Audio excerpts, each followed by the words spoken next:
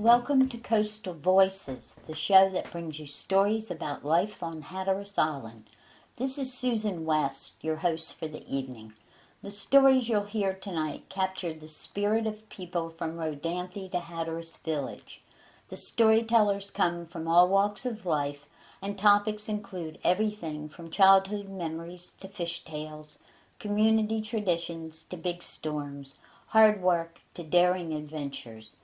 The stories are from recordings collected by local volunteers in the Coastal Voices Oral History Project. You'll meet some of those volunteers in the show tonight. To learn more about the project, please visit our website at carolinacoastalvoices.com.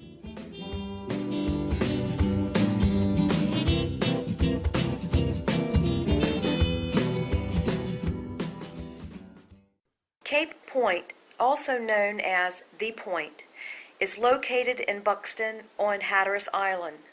George Pratt discusses why the point is so important to surf fishermen. He was interviewed by Sandy Jones Garrison on June 16, 2014. Just read in the paper today that the point is considered to be the best fishing spot on the East Coast, surf fishing spot. It is. You have two currents coming together. You have the Labrador Current, which is an eddy off the Gulf Stream coming in from the north, and you have the Gulf Stream coming up from the south and just dumping a lot of nutrients. And fish just tend to congregate there. A lot of fish that are migratory have to pass it as they're heading on to other places. Right now, between May and June, there'll be cobia right offshore. Cobia up to 90 pounds, 90, 100 pounds that you can catch from the surf. I don't know of any other place where you can go and catch cobia from the surf. You can also catch Spanish mackerel this time of year as they migrate through. If the winds and tides are right and the bait's there, they'll come through. There are not very many places where you can regularly go and catch a Spanish mackerel from the shore. Of course, red drum is the fish that sort of gets the big reputation here in Hatteras. I fished for those all my life. If I can't eat it, I really don't want to fish for it. So the big ones I just sort of leave alone.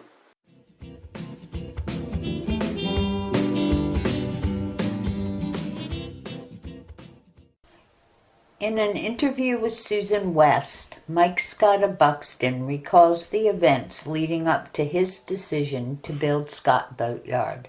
What year did you build the boatyard then?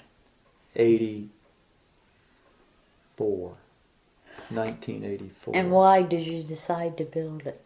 Good question. You had your shop Yeah, here. I was building boats here. I wasn't making much money, but I had plenty of work, and I was making enough to survive. Uh-huh. I was working almost exclusively for commercial fishermen. And then one day, Desmond Foster called me up and said, Desmond was primarily a mechanic, but he had the railway, the only railway on the island. Well, Preston Peel had one in Hatteras also. Were they both in Hatteras? Yeah, Preston Stowe had a small railway in Hatteras, but it was defunct by then.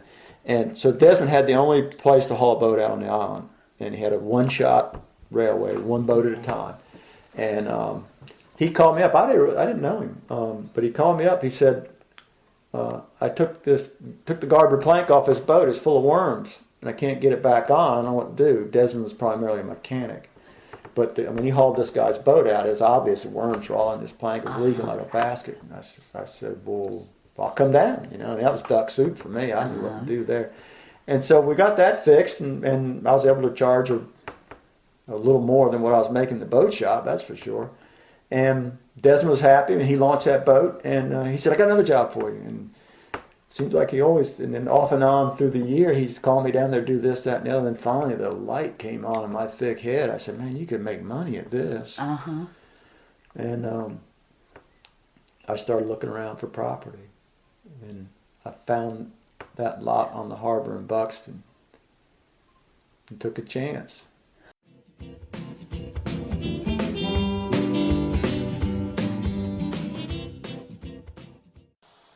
Sharon Peel Kennedy of Buxton shares the story of her mother moving from New York to Hatteras Island when she was 13 years old.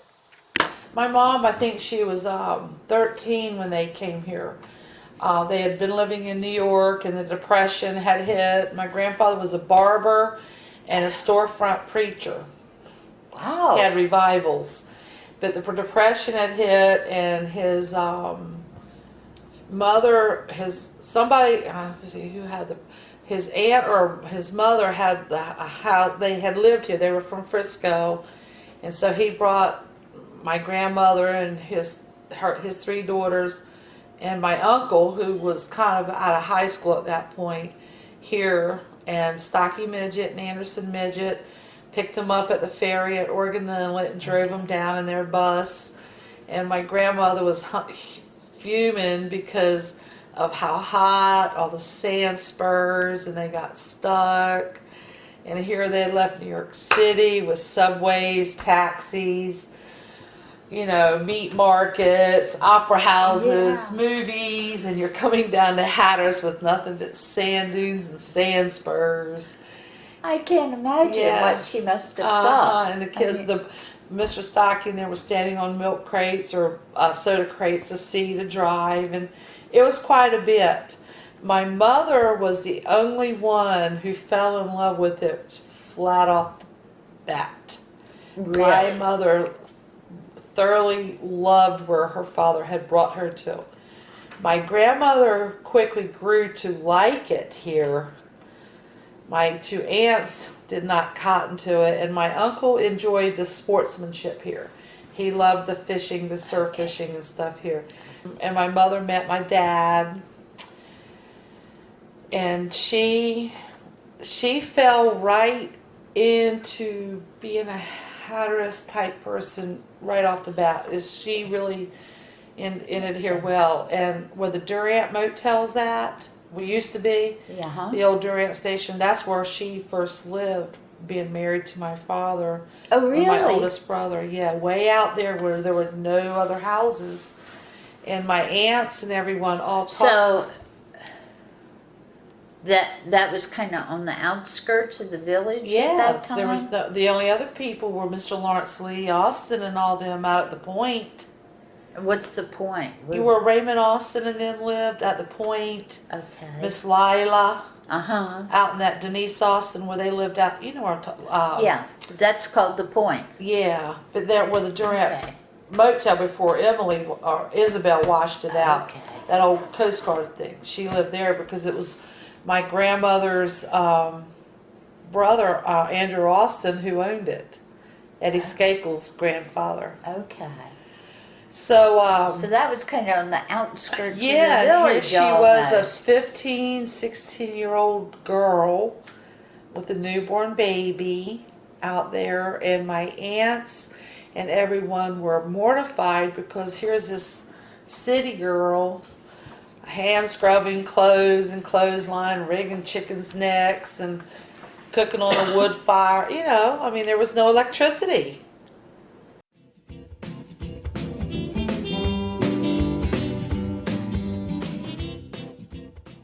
Jeff Oden of Hatteras talks about longlining in an interview with Susan West. Out of all the fisheries that you've worked in, do you have any particular favorites? Well, I'd say longlining. You get a string of big eyes on there. It's mighty pretty, as well as swordfish, and they're pretty lucrative fish, when you put them on the deck, and they're definitely the most valuable of anything I've fished for, at a given time. And, hey, when you're catching, it's all fun, That's just the way it is, though. But, hey, I love netting a king mackerel. I love hooking them. But, I don't know. Bottom fishing. Do you set the long lines at night? We set them, it depends. Sometimes, certain times of the summer, we've been setting in the daylight, and but we're setting the point. Usually we'll go up there and set the tide where it shoots off to the east up at the point being straight off of Rodanthe Salvo waves. That's essentially where the Gulf Stream and the Labrador intersect, and the Gulf Stream goes due east or east northeast. And anyway, we'll set the tide, and sometimes we'll set about 6 o'clock. Usually we'll start hauling our gear about 12 or 1 in the morning, and fish all night. So. And how long are the long lines and how many hooks? We're only allowed 20 miles in the mid-Atlantic. You go north and south, and you can set more if you'd like, but from the mid-Atlantic, the whole mid-Atlantic, we're only allowed 20 miles, and usually I set about 750 hooks on that.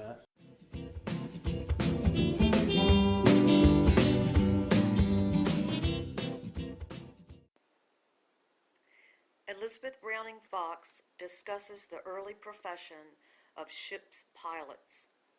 Liz was interviewed February 12, 2014 by Sandy Jones Garrison. There were a lot of folks down here were pilots listed. If you look at the old censuses, they're listed as pilot.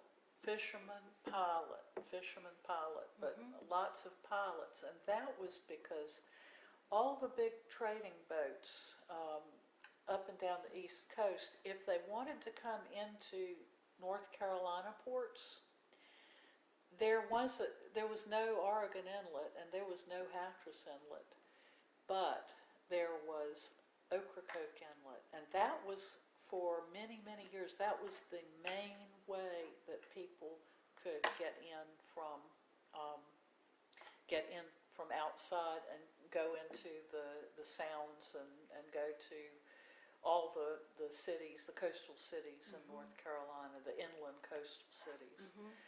So there were many ships passing through Ocracoke Harbor. So that was what really established Ocracoke. Was a lot of people came down from Hatteras and a lot of people came up from Portsmouth. I mean, because some of them were in Portsmouth too, because it was an inlet between Portsmouth and Ocracoke, and a lot of them lived down there and took their families down there, and just their big thing was to pilot those ships in through the inlet, because it was dangerous. You had to know where the shoals were. You had to know exactly what you were doing, or you'd go aground, or worse. When Hatteras Inlet was cut in the 1840s, I can't remember what date exactly, there was a really horrible hurricane in the 1840s, and I think it cut both Oregon Inlet and Hatteras Inlet, but Hatteras Inlet was so much better for navigating than Ocracoke Inlet was. That's kind of why Ocracoke Village settled down and Portsmouth kind of started a slow death, and Hatteras was the boomtown then, because that's where the pilots lived.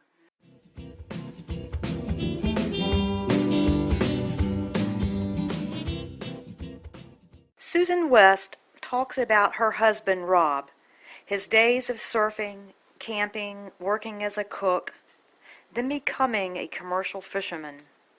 She was interviewed by Sandy Jones Garrison, January of 2014. Rob is originally from Long Island, New York, and he used to come down here from the time he was about 16 with surfer buddies. They used to stay like in Frisco Campground, Ward Barnett's place. In fact, I think Rob's told me that he and his friends were some of the first customers that Ward had when he opened up that campground.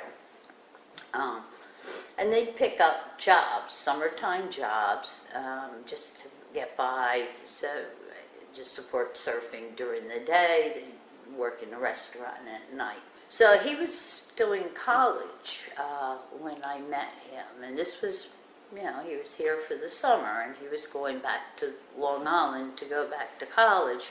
And then at the end of that summer, a fella approached him and said, "Oh, Rob, why don't you take, a semester off from college? I need a mate on my fishing boat." And Rob said, "Yeah, I think that sounds great. I've always wanted to be a commercial fisherman." Now, I'm not really sure where that came from, because Rob's family history, there were no commercial fishermen. His dad was a policeman, and his mom was a housewife. Before that, his Polish grandfather worked in a wicker factory. So there was no history of commercial fishing. Rob decided to stay and to fish. And that was end of story. I mean, it attracted him and being on the water as a surfer or as a fisher. That's what he liked.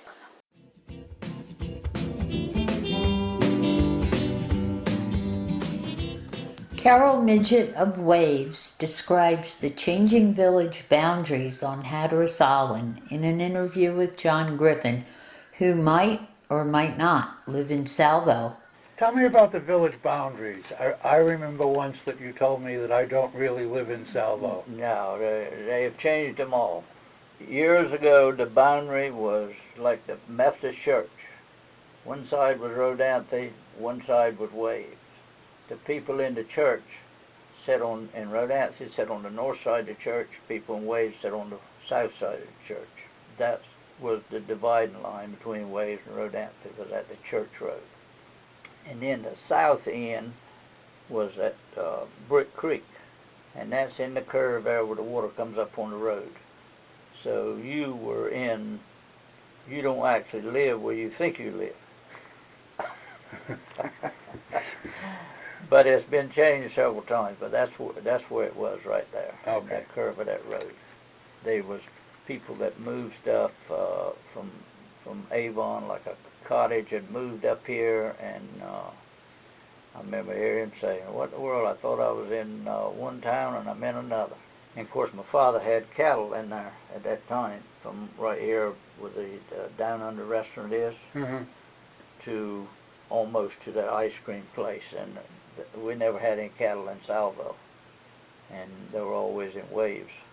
And then all of a sudden, they say the fire departments did it, made all the changes back and forth, but I think when I was with the sheriff's department, they would change the sign would be stuck up where KOA is now. At one time, they had it all the way down where one of the post offices used to be, where Edwards had the post office. It would be down along in there. So they moved them signs back and forth, and really the people who's moved in here don't know where they're living. Well, I can attest to that.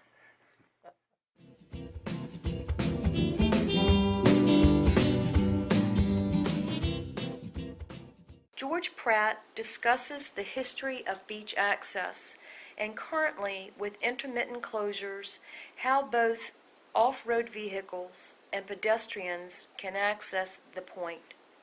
As both a fisherman and nature observer, he describes the bird populations on the point. He was interviewed by Sandy Jones Garrison on June 16, 2014. Can you describe to me what it was like in the 70s to access the point for fishing and what it's like now?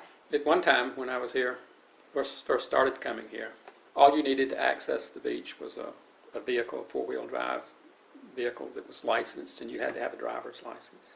That's it. You didn't have to have a fishing license. You didn't have to have a beach permit. You didn't have to have an inspection sticker. You didn't have to have all of these other kinds of things. It was just very simple. You came and you accessed it.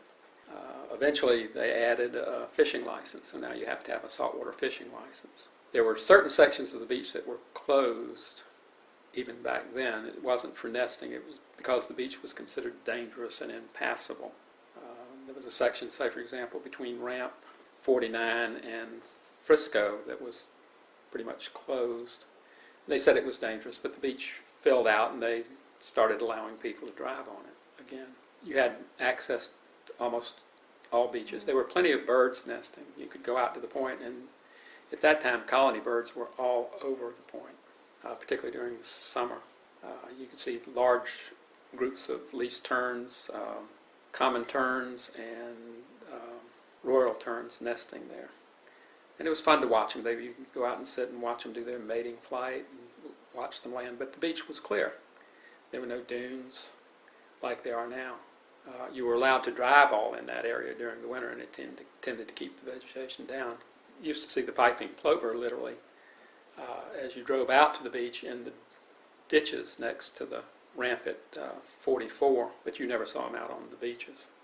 The other thing you saw was if large birds like greater blackbacks, they weren't here during the summertime. if other gulls flew over the nesting terns, they would all come up and chase them away. So they would keep predators away, but they didn't seem to be bothered by people driving through it. The Park Service would cordon off those areas, but you could still have access to the beach and drive on it, and you could sit and watch the birds. But that beach has changed dramatically over the years. It's extended south a great deal. How do you access the point now? Well, right if now you want to fish on the point now, you have to walk there. I mean, You're how supposed do you... to stay in the water, which I assume is because that's North Carolina's land. Okay. The state of North Carolina claims most navigable waters. Supposedly, in states, you're to provide access to the beach. You have to provide access, and that's basically North Carolina's property.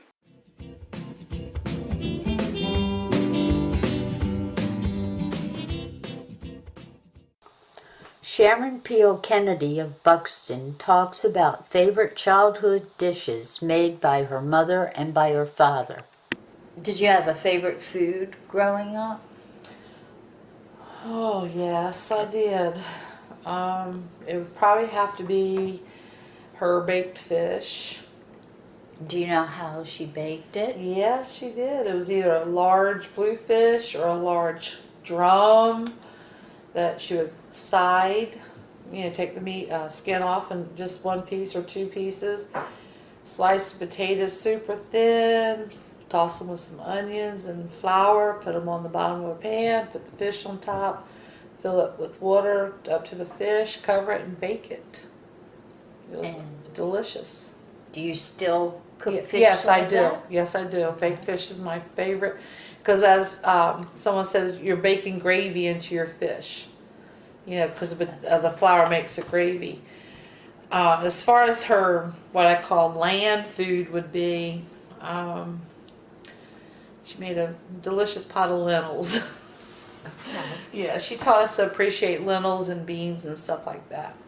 But yeah, her seafood, I would have to say her baked fish, and then I could take it and say she introduced me to shad. Okay, and how do you cook shad? Or what That's that. Well, there's in cookbooks is shad where you take and cover it and cook it for several hours at 200 until everything, you can eat everything to it, and then just spread it on toast points. You didn't eat it like you did other fish because it was so strong and so oily. It was more like a spread? Yeah, like a spread hors d'oeuvre. Okay. Then sometimes she'd fry it. She'd fillet it and then fry it real slow, and then the bones dissolve that way too. And it gets super crisp. Did she fix the roe? Oh, heavens, yes. That was for breakfast. With eggs? Mm-hmm. And with the roe, did you fry it? Mm-hmm. Okay. Mm-hmm. Indescribably delicious. Okay. Mm-hmm. You mentioned shad, turtle, sturgeon. I heard you say bluefish. Were those mostly what you ate as far as seafood? We always had fried spot for dinner at times.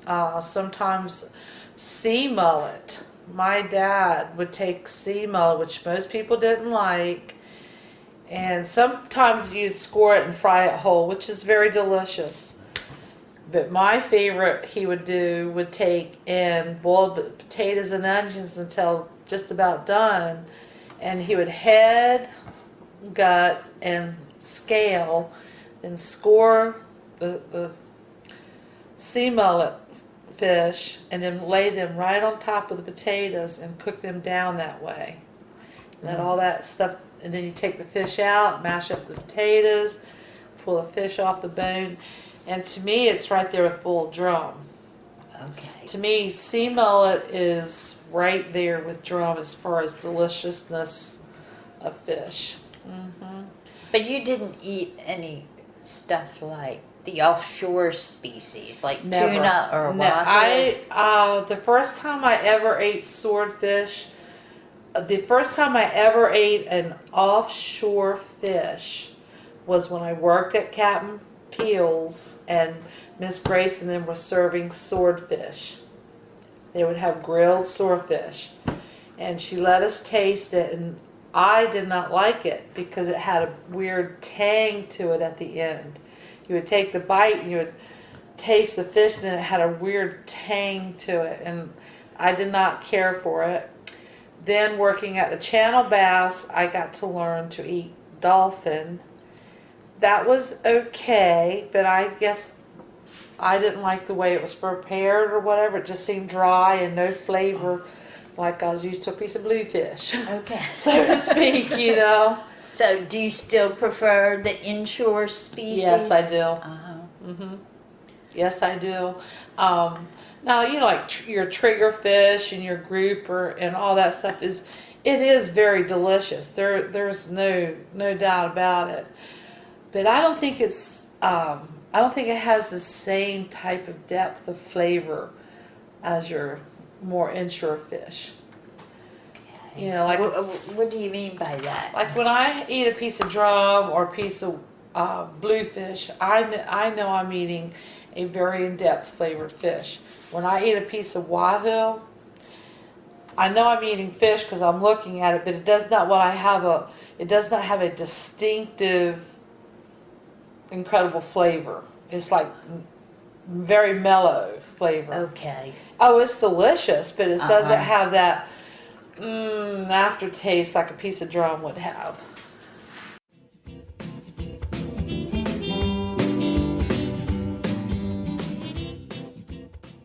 In a Coastal Voices interview, Jeff Aiken tells us about his start in seafood wholesaling and development of Jeffrey Seafood in Hatteras Village. David Price. I commercial fished with David, and David taught me how to twist wire and rig baits, and I got a job on a charter boat with Ivy Batten, and I kind of cut my teeth with that, and I continued commercial fishing and charter fishing.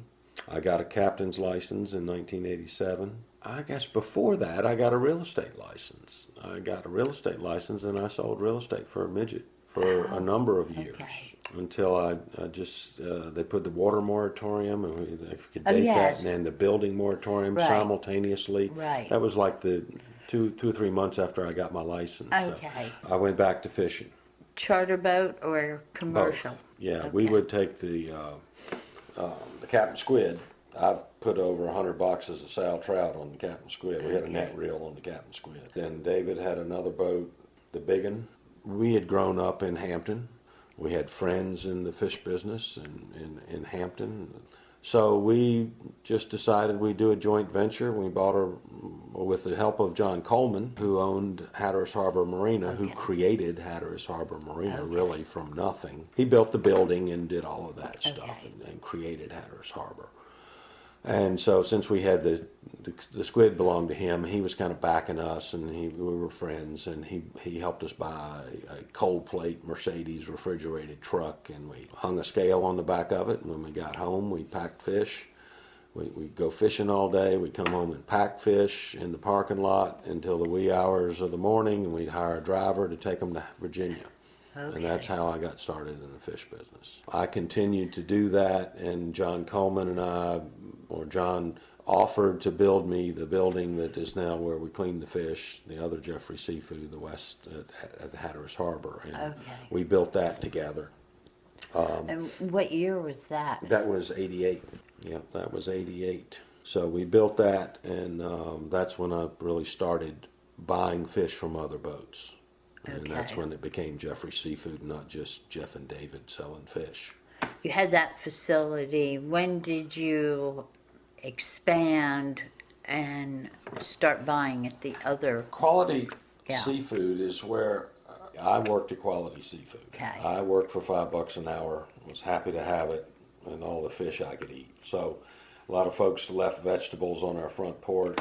And I had my first drumfish stew. It was Miss Alice made it, Miss Alice Gray. Some memorable days back then when I first came to Hatteras. But yeah, I worked there for $5 an hour. So that would have been in the early 80s.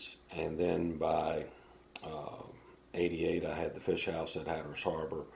And then Quality left their lease over there. And Michael Peel approached me about would I be interested in leasing that fish house from him. And I did. And then a couple of years later, I bought the property adjacent. So I still lease. And you bought that from Michael's uncle. Uncle Lee Peel. Okay. Who was really responsible for putting the fish house there, and Lee was the big time fisherman. Do you know why Quality moved out of there? They decided to give up that lease? I never heard anybody really tell me, in their own words why, but I think they gave up the lease because it just wasn't economically viable to them. They were in the crab business in a big way back then. That's right. And I don't think crabbing has ever been the same. I don't know why it was better back then, but the high salinity of our crab waters here lead to mortality sooner. And Right. I never made any money buying crabs much, Uh-huh. except certain times a year with basket markets. But they had picking houses and that type of thing up in Elizabeth City. They would pick and process crabs too. So they had plenty of other things to do, and they, for whatever reason, decided to move out of Hatteras. Coastal Voices thanks the storytellers, the community oral historians, and Radio Hatteras for their support. And we thank you for joining us this evening. Good night.